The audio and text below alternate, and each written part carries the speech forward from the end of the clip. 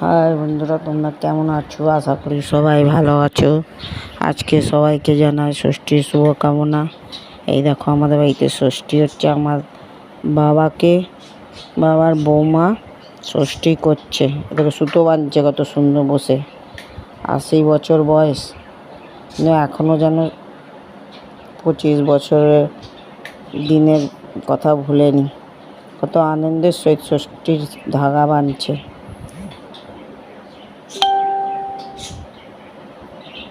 কত মনের মধ্যে এখনো পর্যন্ত আশা রয়েছে। দেখো,